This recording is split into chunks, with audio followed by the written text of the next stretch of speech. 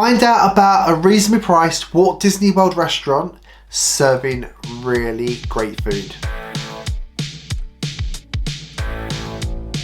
Welcome, Your Royal Highness, I'm Dan and welcome back to my channel. Today I'm going to be telling you all about Ale & Compass, which is a restaurant located at Disney's Yacht Club.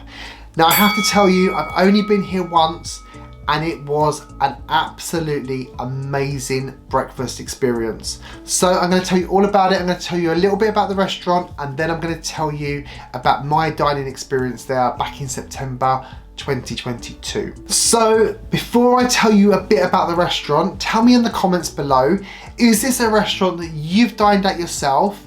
Or is it somewhere that you would like to dine at in the future? Please tell me what your experiences are and why this is or isn't on your list. I'd love to hear from you all. Okay, so let's talk about Ale & Compass. Let's give you a little bit of information about this restaurant. So for those of you who do not know, Ale & Compass is a table service restaurant located at Disney's Yacht Club. It is New England inspired and boasts the very freshest seafood.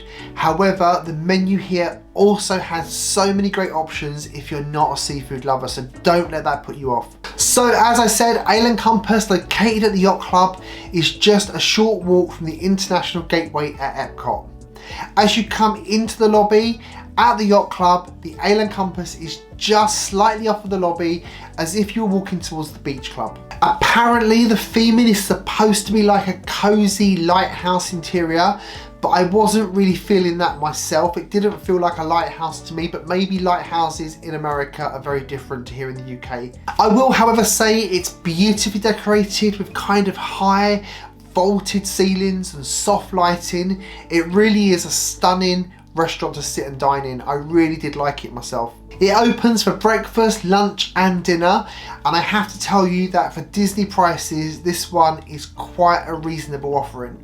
Breakfast is priced around the $15 to $20 price point, and you can get some really unique offerings here, such as the dark chocolate waffle that comes with a dried cherry compote. You can get caramel apple French toast. You can get a crab cake Benedict and a protein bowl here as well. They also do an option here where you can pay $23 and you get one entree from the menu plus a side buffet, and that includes all your drinks as well. So it includes your tea, your coffee, your juice and any soft drinks for $23. So that's a really good bargain if you're having one of the more expensive entrees. As you can see, the buffet here isn't super extensive, but it does include things like pastries, muffins, little cinnamon rolls, parfaits, fruit, etc. The lunch menu is a kind of hybrid. It takes some items off of the breakfast menu, some items off of the dinner menu, and they have some items here that are only available at lunchtime too. Appetizers for lunch are priced around $13 and include a blue crab bisque and a roasted buffalo cauliflower. You can get salads and flatbreads priced between $10 and $19, and then the lunchtime entrees are priced up to $24.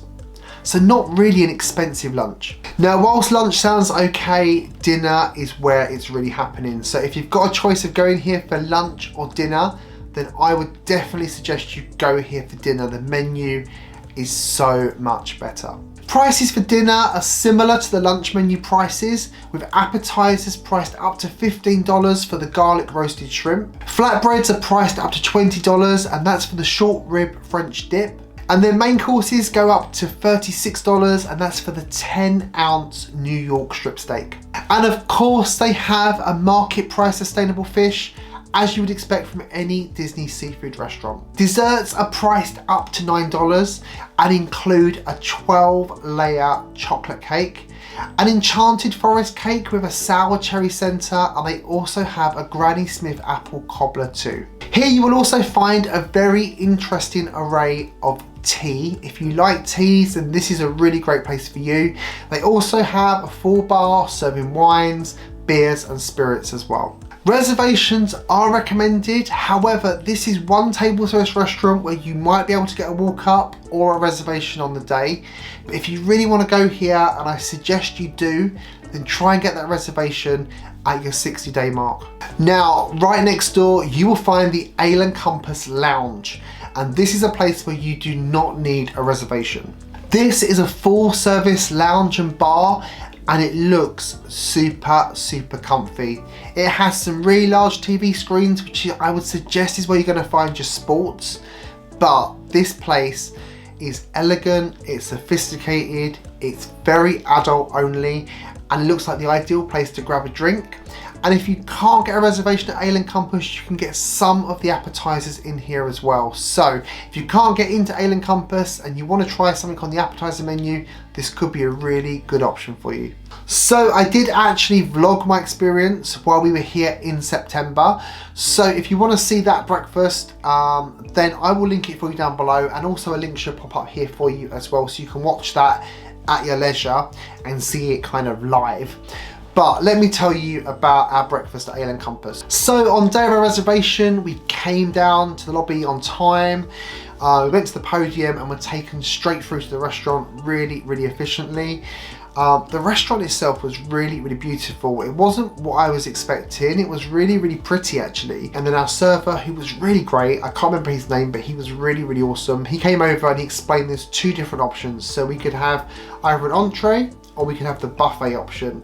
We both went for the buffet option because not only did it give us access to a small buffet, but it also included our drinks. So it included orange juice, tea, coffee, and soft drinks too. So it actually worked out cheaper for us to have the buffet option as we were having drinks as well. So I'll give you those figures very shortly. So of course I ordered the salted caramel apple French toast, the item that I'd seen months before and was desperate to try. And David went for the smoked salmon toasted bagel sandwich. Not my idea of a breakfast, I have to say. But anyway, we ordered our entrees, we both went up to the buffet, but there was nothing on there that was like, oh my God, this is an amazing buffet. So it was a kind of nice to have extra, but I wouldn't say that was essential. The only reason I would say to get the buffet is because it actually works out cheaper if you're gonna have drinks with your breakfast as well, potentially, which I'll talk to you about very shortly. So we went up, we had some little bits from the buffet, and you know, they were fine. There was nothing remarkable about them, nothing bad about them. But of course, when our main entree for breakfast arrived, it was a very different story. The caramel apple French toast, I don't even know where to start. It was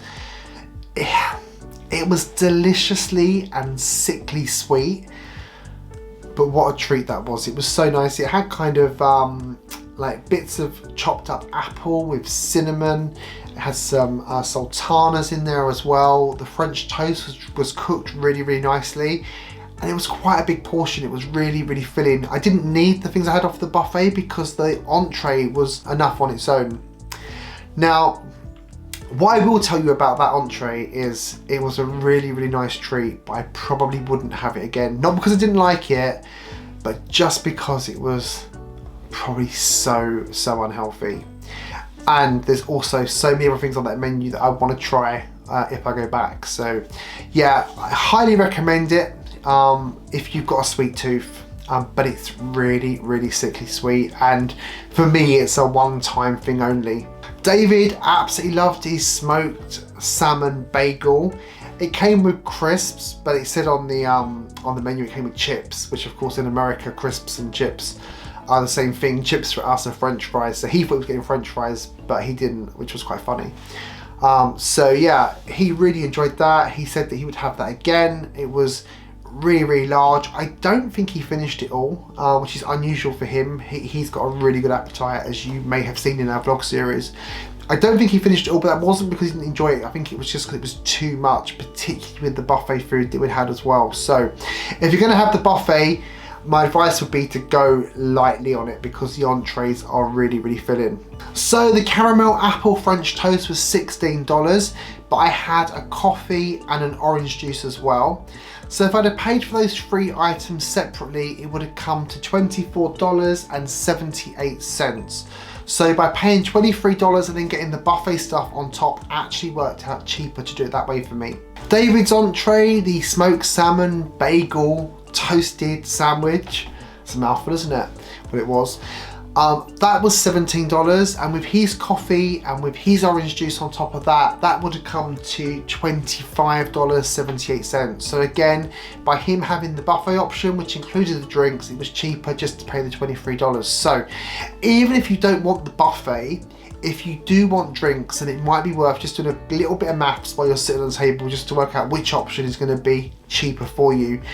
We actually had 2 of the cheaper entrees. They do go up to about $21, I think, for some of the steak options.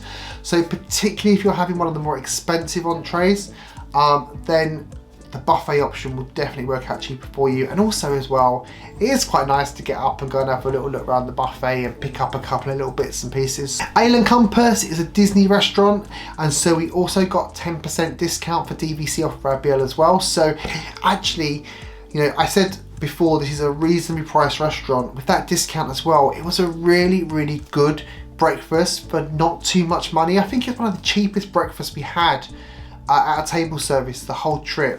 Okay, as you can see, I loved it here. I 100% recommend it to you, and I really hope that I've persuaded you to give this restaurant a try on a future trip. Have I persuaded you? Tell me in the comments down below. Thank you so much for watching this video. If you've liked it, please give me a big thumbs up and share it with your friends as well. And also make sure you're subscribed with that little bell clicked so you know when my videos come out. And as always, there's only one thing left to tell you: never grow up.